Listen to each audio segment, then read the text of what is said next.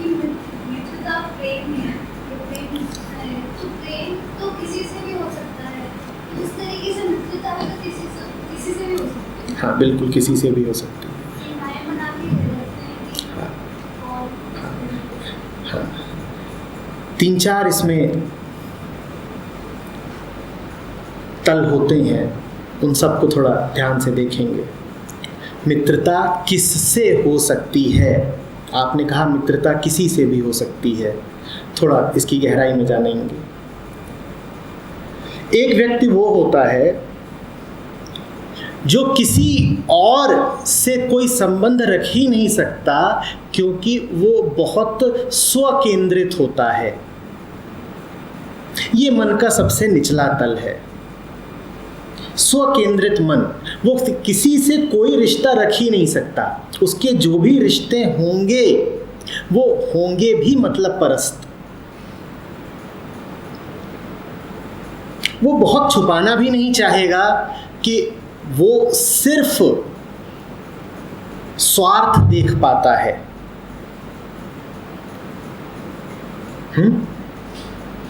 उसे बस काम निकालना है, और वो सारे काम उसके अपने हैं भी नहीं। वो सारे काम उसके संस्कारों और उसके ढांचों, उसके ढर्रों द्वारा निर्देशित हैं। जो कुछ उसे सिखा दिया गया है, जो कुछ उसके रक्त में बह रहा है, जो कुछ उसको शरीर ने और समाज ने दिया है, इसको वो समझ लेता है अपना काम, अपना हित, अपना प्रयोजन, और उसकी पूर्ति के लिए वो निर्भर रहता है मात्र अपने आप पर। दूसरा उसके लिए अधिक से अधिक जरिया बन सकता है।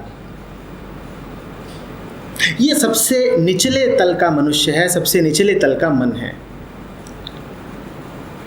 इससे ऊपर वो मन आता है जो किसी का हो जाता है, जो कहता है मैं इस एक का हुआ, इस एक से मैंने नाता जोड़ा, गांठ बांधी।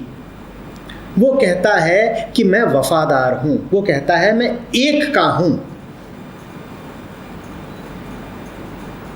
वो कहता है पूरी दुनिया में से कुछ एक, कोई एक चुन लिया, पकड़ लिया, या संयोगवश सामने आ गया, और अब इससे कभी न टूटने वाला संबंध बन गया। और ये जो संबंध है ये निश्चित रूप से विभाजनकारी है, इस अर्थ में कि एक से बना है तो अब दूसरों से बन नहीं सकता। एक के हो गए हैं, और उस एक के होने का अर्थ ही यही है कि दूसरों को अब उतनी ही आत्मीयता की दृष्टि से देख नहीं सकते, जिसे हम आम तौर पर संबंधों में समर्पण कहते हैं या वफा कहते हैं। उसका अर्थ ही यही होता है कि तुमने अब सीमा रेखा खींच दी। तुमने कह दिया कि सीमा के इस पार ये जो एक है या 2-3 हैं, ये तो मेरे प्रियजन हैं, मेरा परिवार है, कुटुंब और कुनबा है, और इसके बाहर जो कुछ है वो गैर हैं, वो दूसरे हैं। अब ये भीतर वाले मुझे प्रिय हैं, और इनका मतलब साधने के लिए, इनके स्वार्थों की परिपूर्ति के लिए अगर बाहर वालों का शोषण भी करना पड़े तो मैं करूंगा। यदि बाहर वालों का शोषण करके मुझे रिश्वत लेनी पड़े तो मैं लूंगा, ताकि मेरा अपना परिवार सुखी रह सके। मुझे पूरी दुनिया में दुख भी फैलाना पड़े तो मैं फैलाऊंगा, ताकि जिन्हें मैं अपना कहता हूं मेरे वो अपने प्रसन्न रह सकें। ये वो मन है जो कहता है कि कोई एक मेरा है और बाकी पराए। ये दूसरे तल का मन था। पहले तल का मन हमने कहा स्वकेंद्रित, दूसरे तल का मन हमने कहा वो जो किसी एक को समर्पित हो गया है। पहले तल के मन को तो समाज भी स्वीकृति नहीं देता, दूसरे तल के मन की समाज भूरी भूरी प्रशंसा करता है। मन, समाज कहता है इससे बढ़िया कुछ हो नहीं सकता। इस मन से समाज में सुव्यवस्था कायम रहती है, सब कुछ तयशुदा रहता है, गणित जैसा, एक के साथ एक, एक के साथ एक, एक के साथ एक, और जो एक के साथ लग गया अब वो कभी दूसरे की ओर नजर उठा के देखेगा नहीं, तो फिर किसी भी तरह की गड़बड़ की, अराजकता की, अव्यवस्था की कोई आशंका नहीं। अब कुछ उपद्रव नहीं हो सकता है, सबको हमने तयशुदा डब्बों में फिट कर दिया है, और जो फिट हो गया वो जीवन भर के लिए फिट हो गया। सांप के दांत उखाड़ दिए गए हैं, सांड को बैल बना दिया गया है, अब चिंता की कोई बात नहीं, अब कोई हानि नहीं हो सकती। समाज प्रसन्न रहता है इस दूसरे तल के व्यक्ति से।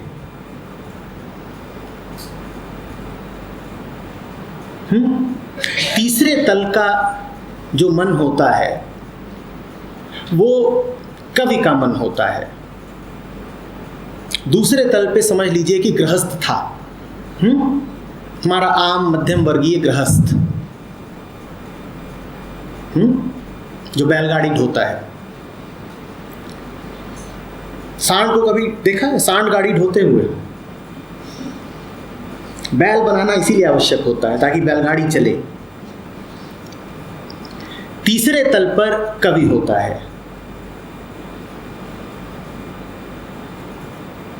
उसका प्रेम, जैसा कि प्रश्न था आपका, किसी से हो सकता है। इसीलिए कवियों को, कलाकारों को, चित्रकारों को आमतौर पे ज़रा अनैतिक किस्म का व्यक्ति माना जाता है कि ये तो कहीं भी फिसल जाते हैं, इनका दिल तो कहीं भी लग जाता है। 2 घूंट पीते हैं तभी कविता इनकी उभरती है, सुरूर इनको चढ़ता नहीं तो इनका ब्रश भी नहीं चढ़ता है।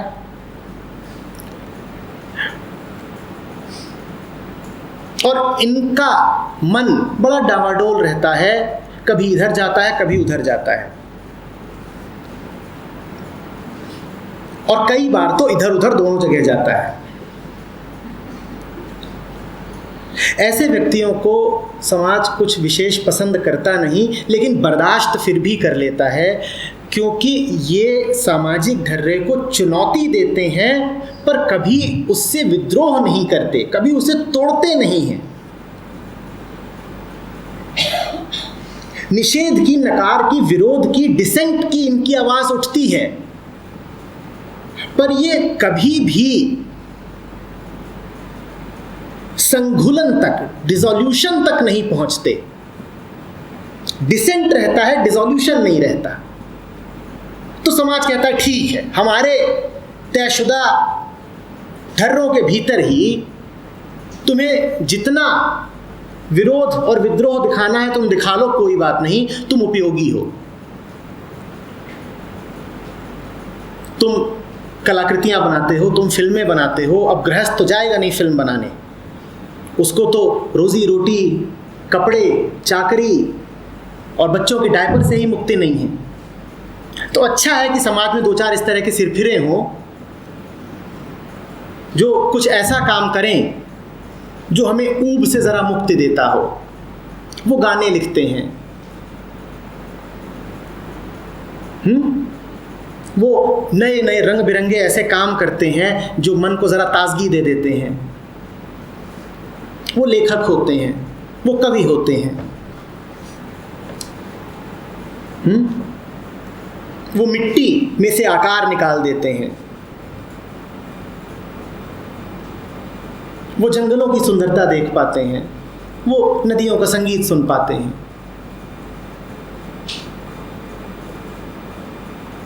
तो समाज कहता है ठीक है, ठीक है, तुम हमें परेशान करते तो हो पर उतना ही जितना कि खाने में थोड़ी मिर्च, जायका बना रहता है, तुम बने रहो।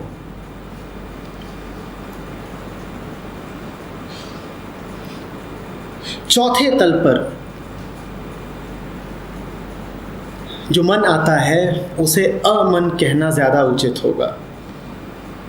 वो कवि से आगे ऋषि का मन है। कवि तो इतना ही कर पाया था कि एक व्यक्ति पर न अटक कर कई व्यक्तियों तक पहुंचा था। ऋषि को अब व्यक्ति दिखाई ही नहीं देते, वो अब एक से आगे निकलकर कई और कई से आगे निकलकर सभी के भी फेर में अब वो पड़ता नहीं। उसके लिए संख्याएं अब अस्तित्व में है नहीं, उसके लिए मात्र प्रेम है। उससे आप पूछिए एक से प्रेम करते हो, गृहस्थ के तल पर हो, वो कहेगा ना। उससे आप पूछिए कईयों से प्रेम करते हो, कवि के तल पर हो, वो कहेगा ना। आप उससे पूछिए सबसे प्रेम करते हो, वो मुस्कुरा के कहेगा इसके लिए भी ना। अब वो प्रेम मात्र है, वो किसी से प्रेम नहीं करता, उसके प्रेम का कोई विषय नहीं है। आप उससे कहेंगे इससे प्रेम करते हो, वो हंसेगा। किसी से प्रेम करने के लिए कोई होना चाहिए ना प्रेम करने वाला, दूसरा दिखे इसके लिए पहले का होना जरूरी है ना। और पहला जो होता है, जो प्रेम करता है, उसके प्रेम में भी कर्ता भाव होता है। ये प्रेम करने वाला मात्र अहंकार है। हम जिसे कहते हैं कि मैं प्यार करता हूं, इसमें मैं अहंकार के अलावा है कौन? हमारा तो प्यार भी हमारा कर्तृत्व है।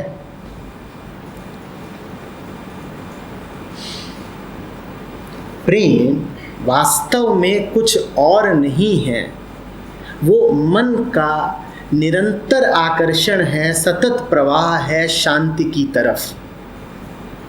वो शांति ऐसी होती है जो जब एक को उपलब्ध होती है तो एक के माध्यम से अनेकों तक पहुंचती है। उस प्रवाह में बहुत सारी बीच बीच की मंजिलें आती रहती हैं।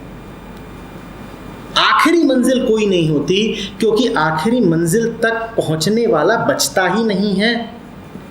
जब मुसाफिर को ही गल जाना है तो आखिरी मंजिल कैसी? हाँ, तमाम मध्य मंजिलों से आप गुजरते ज़रूर हैं, जैसे मील के पत्थर, आप उनसे गुजरते जा रहे हैं, गुजरते जा रहे हैं। आपके प्रेम के छींटे सब पर पड़ते जा रहे हैं, और अब आप विशुद्ध प्रेम हैं। गृहस्थ का, यहाँ तक का कि कवि का भी जो प्रेम है उसमें हिंसा बहुत शामिल है। हिंसा ऐसे शामिल है कि यदि एक से जुड़ा हूं तो दूसरे से कटा हूं, और चूंकि नहीं है आपका कटना, इसीलिए जिस एक से आप जुड़ते भी हैं उसके प्रति वैमनस्य से भर जाते हैं। इसी कारण, क्योंकि उसने आपको दूसरों से काट दिया। इससे ज्यादा बड़ी तकलीफ और शिकायत आपकी प्रेमीजनों से होती भी नहीं है। आप कहते हैं तूने तो प्रेम दिया, पर पूरी दुनिया से जो मिल सकता था उस अवसर को बांध कर अपने से तो जोड़ा, पर बाकी सबसे काट दिया। और यदि मैं बाकियों से जुड़ता हूं तो तू खफा होता है। तेरे भीतर असुरक्षा इतनी गहरी है कि तू बर्दाश्त ही नहीं कर पाता कि मेरा दायरा फैले। तू चाहता है कि सूरज तो उगे पर रोशनी सिर्फ तेरे आंगन में हो। तू चाहता है चांद तो खिले पर उसकी ठंडक बस तेरे बिस्तर पर गिरे।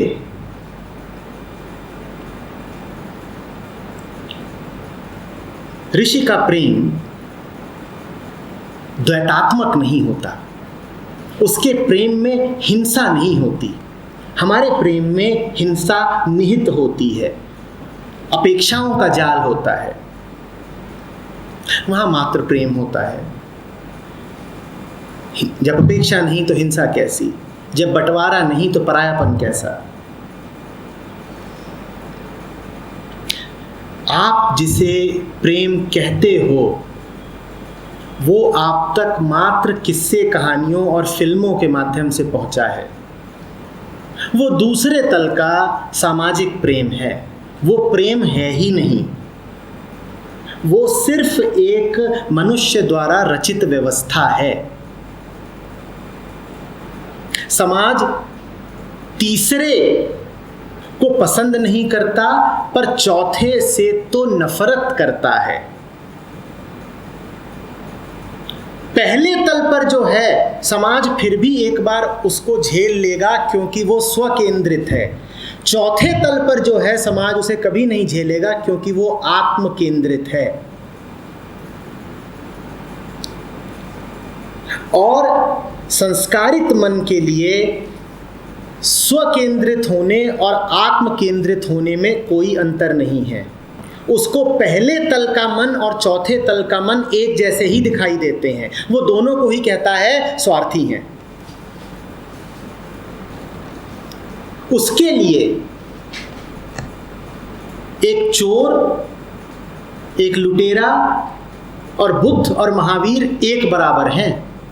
किस अर्थ में? वो कहेगा देखो चोर भी अपने लिए चोरी करता है और बुद्ध भी अपने स्वार्थ के लिए अपनी पत्नी को छोड़ के चले गए थे।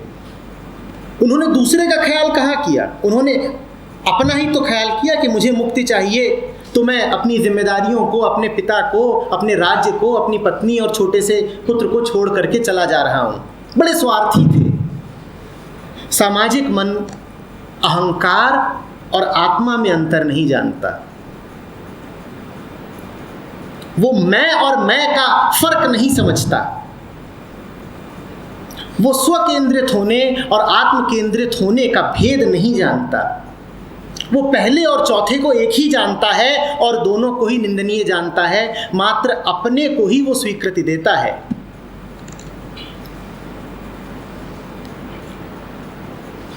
कृपा करके इस दूसरे के फेर से बाहर आएं। आपने जो गाने सुने हैं, आपके सामने इश्क का जो पूरा चित्र खींचा गया है, जो बिंब उपस्थित है, वो नकली है। वो एक डरे हुए मन की पैदाइश है। उसे गंभीरता से न लें। वो आपको चैन नहीं देगा। हम जानते ही क्या हैं प्रेम के बारे में? हम मात्र वही जानते हैं जो हमें जनवा दिया गया है।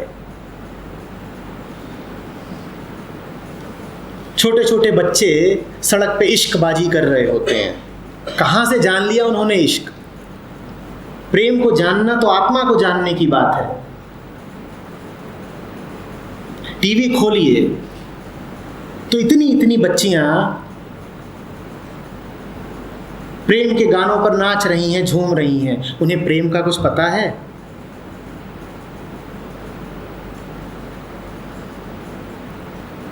मूर्खता को, भोंडेपन को, अभद्रता को और अश्लीलता को उनके मन में प्रेम कह करके भर दिया गया है।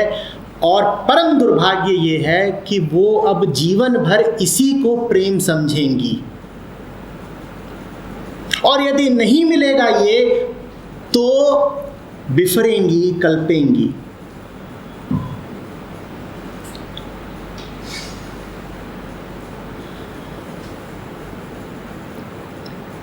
हम आंखें खोल पाएं, साफ दृष्टि से जीवन को देख पाएं, उससे पहले ही हम में ये भर दिया जाता है कि जीवन क्या है।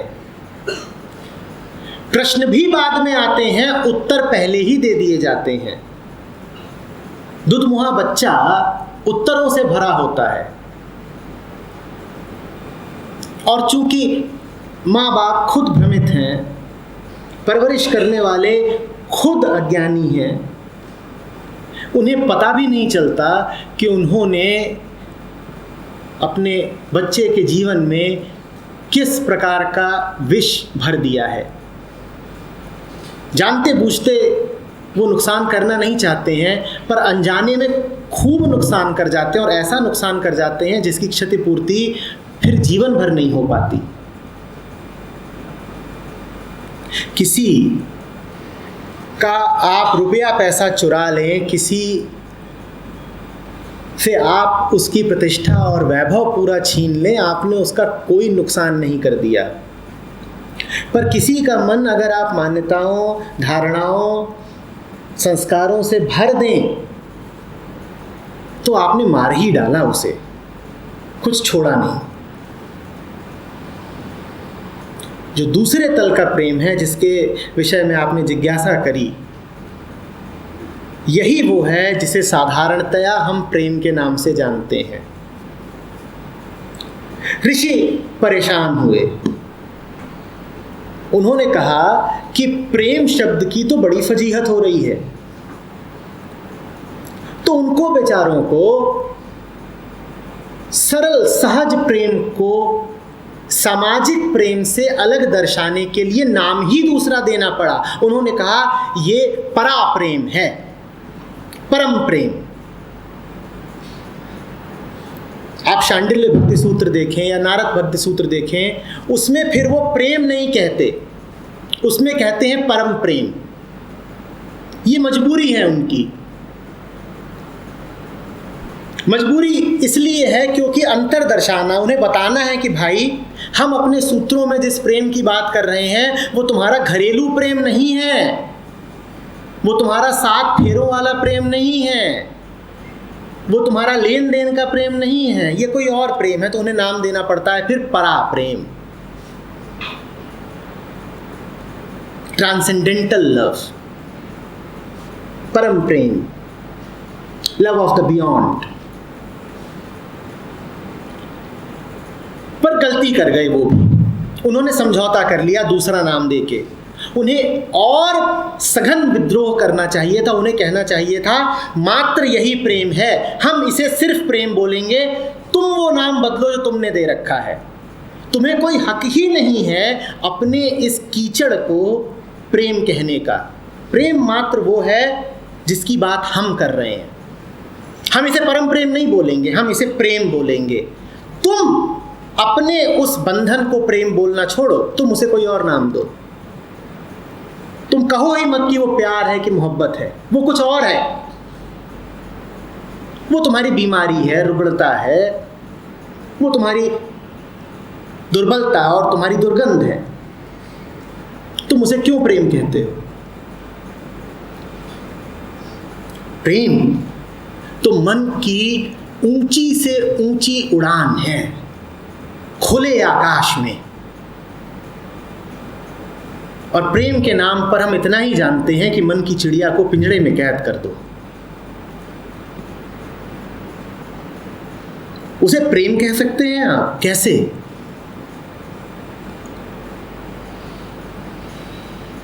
उन सलाखों को आप मोहब्बत कहते हैं? कैसे? और न सिर्फ कहते हैं बल्कि अपने बच्चों को यही सिखाते भी हैं। कैसे?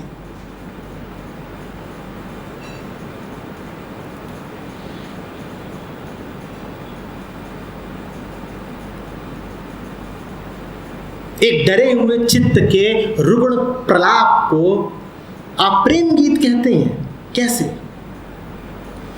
और दिन रात आप वही सुनते भी हैं, चाहे सीडी लगाते हो, चाहे एफएम लगाते हो, वही बीमार पंक्तियां, और सुने जा रहे हैं, झूमे भी जा रहे हैं। कैसे?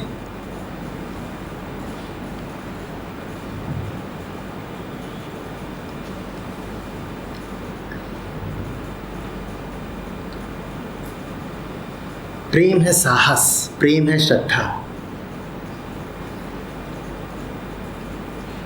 प्रेम है मन का आसमान में उड़ना, आसमान की ही तलाश में। प्रेम है मन का ऊंचाइयों को छूते जाना, ये जानते हुए भी कि ऊंचाई के बाद ऊंचाई आनी ही है, अनंतता है। प्रेम है मन का न पाने में हर्षित होना, प्रेम पाना नहीं है। प्रेम है एक साथ दोनों बातें, तात्कालिक उपलब्धि और सतत अनुपलब्धि। इतना पा लिया है कि पंखों को प्राण मिलते हैं, और न पाने की ऐसी छटपटाहट है कि पंख निरंतर फड़फड़ाते ही रहते हैं। न पाया होता तो प्रेम, न पाया होता प्रेम तो पंखों में इतनी जान कहां से आती कि अज्ञात की उड़ान भर सके। और यदि पा लिया तो पंखों में अब प्राण बचेंगे क्यों? वो एक साथ दोनों बात है। पाया हुआ है और कभी पूरा पाया नहीं जा सकता। चूंकि कभी पूरा पाया नहीं जा सकता, इसीलिए पाना निरंतर शेष रहता है। इसीलिए सब कुछ अभी नया है, बाकी है, अभी और है, चुक नहीं गया। जीवन भर चलते रहो उसकी ओर, पाते रहोगे पाते रहोगे पाते रहोगे, पर कभी पूरा नहीं पाओगे। पाते रहोगे